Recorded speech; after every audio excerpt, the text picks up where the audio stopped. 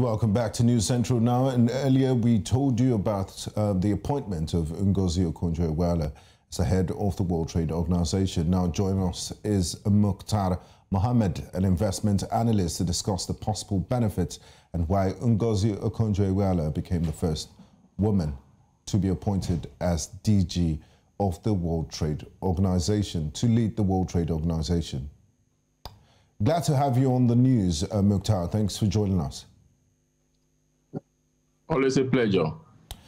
Now, in your opinion, what led to Ngozi Okonjo-Iweala getting this job? She did face stiff opposition in the person of the South Korean investment minister in the last stage.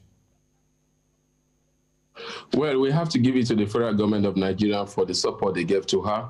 I mean, even nominating her, remember that it was the other Nigerian that has been in the World Bank that was nominated initially. And you have to remember the battle that the federal government fought with the Organization of African Union to even get her nominated. So you have to give it to the federal government. I think for the first time, we've been able to play the international politics very well and able to get one of our own as the DG of World Trade Organization. It's not a mean feat.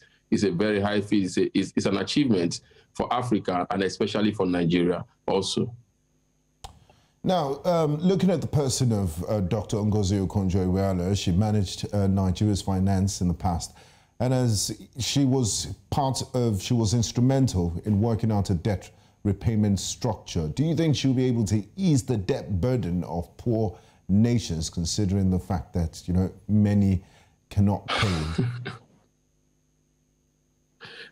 I think she doesn't have that that power. I think what she will need to do as the DG of World Trade Organization is to make Africa begin to close the gap in terms of trade deficit within themselves. I think that's one area she worked on, so that we begin to have more trade within Africa as a nation, as a continent, and countries by countries, rather than the way we have more trade with Europeans and Americans than we have within ourselves. I think that is one area she will need to work on to get Africa have more of those trade relationship within themselves. Trade deficits should come down within Africa themselves, and that, if we are able to achieve that, then we'll begin to meet up the objection of having that single currency that Africans have been battling to have for a very long time. So for me, the good news is that if we have her there, she'll be able to help Africa in the area of trading, especially within ourselves, so that we can begin to see intertrade between African countries, and that will lead to development of infrastructure within ourselves. So for me, that's going to be one of the key drivers. How about Africa having any debt relief? I don't think she has that power where the World Trade Organization is not, World Bank is not IMF. I think it's just an organization that can help in terms of bridging the barrier and the gap in trade. Thank you for clarifying that issue, Muktar. Now, finally, protectionist policies have become the order of the day with the never-ending trade wars and antitrust issues. You've always heard someone like Donald Trump saying America first, and how China has been ripping them off in terms of trade disagreement, in terms of trade issues and what have you. So in a tenure, do you think she'll be able to mediate between nations and see smoother, you know, trade between and fairer trade between nations? I think she should. She should. With her pedigree, having been in World Bank, also having been part of international organizations like Twitter board.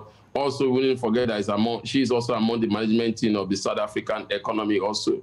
So when you add that, and with everything she's been able to achieve, you definitely know that she has the pedigree to do that. But and not to forget that she is a dual citizen. She carries an American passport and a Nigerian passport. So that could be an advantage for her also. So I think she will be thinking to bridge that gap, especially between China and the United States. She said that would be her first assignment, because when two elephants fight, the grass suffers.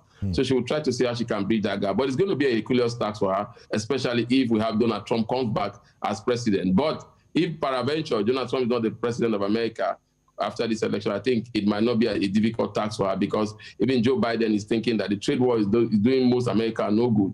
So he's thinking about how they can settle that amicably with the Chinese. So I think if she gets that done, she'll be able to mediate between America and China, especially in the area of tariff. And I think she have all the pedigree to do that based on our experience and our relationships also with most of all these leaders all over the world. Thank you very much, Muktar, for talking to us in News Central Now. We do appreciate your insight on the subject. Thanks for talking to us.